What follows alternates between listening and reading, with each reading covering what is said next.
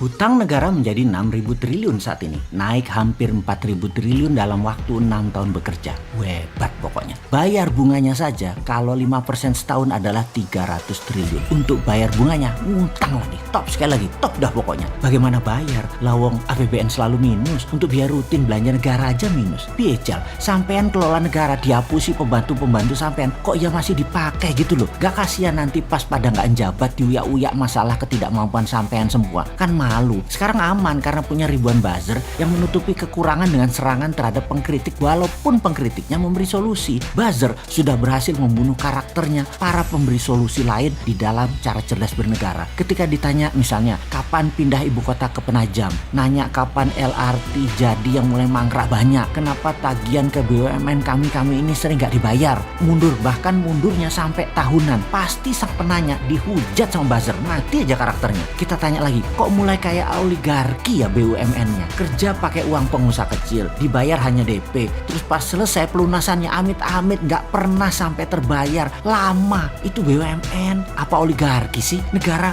ngutang terus lagi solusinya saat ini di dalam APBN. Lalu supaya nggak ngutang, mulai ada wakaf tunai berbungkus syariah, dan yang jadi pengurus syariah adalah mereka yang dekat istana yang akan digadang jualan dirinya untuk bisa jadi presiden di 2024. Yang tujuannya adalah siapapun pejabat saat ini nantinya di tahun 2024 ketika nggak ngejabat, di mana temennya nanti yang menjabat, mendaratnya supaya mulus atau soft landing. Jadi ketika tidak menjabat nanti hidup mereka enak, supaya kegagalan masa lalu di cover sama pejabat nanti yang memang orangnya mereka juga. Jadi sudah harus didesain walaupun masih 4 tahun lagi siapa nanti calon pengganti mereka. Seru ya. Dan mulailah dengan menggunakan pencitraan wakaf tunai dan syariah dan pengurus-pengurus, yaitu lihat yang digadang saat ini adalah yang selalu dapat pekerjaan berlapis-lapis agar terlihat berprestasi dengan berbagai fasilitas. Dalam hal wakaf tunai, ekonomi syariah, nama Erik, Sri Mulyani, Puan dimainkan. Lalu nama pejabat seperti Erlangga dan beberapa pemain lain adalah mereka yang akan digadang-gadang di 2024. Ini semua dikaryakan. Ini bagi rakyat.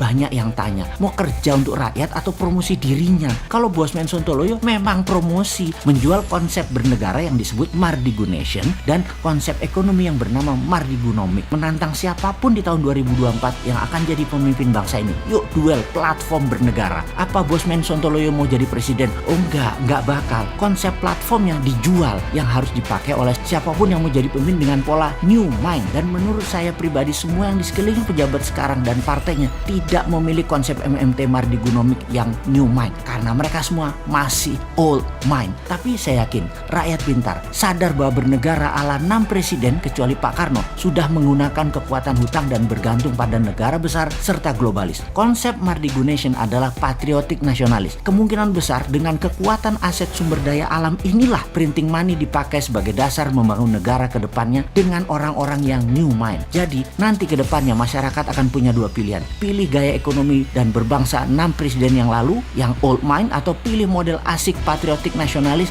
yang menjadi platform Bung Karno namun versi new mind. Tahun 2024 adalah tahun digital politik. Kuatlah kalau lewat udara Mardigunation ini. Masih 3 tahun lagi melawan pejabat sekarang, siapa yang bisa menang dalam kenyataannya? Mardigunation memprediksi ekonomi syariah, wakaf tunai, BUMNisasi, SWF versi ngutang yang sekarang digarap tidak akan membuat ekonomi terbang, bahkan tidak akan membuat Indonesia menjadi berdaulat. Bukan pesimis, bukan ngeledek, tapi karena orangnya ya dia lagi, otaknya all mind dan grand plan-nya tidak membumi. Wah, salam dah.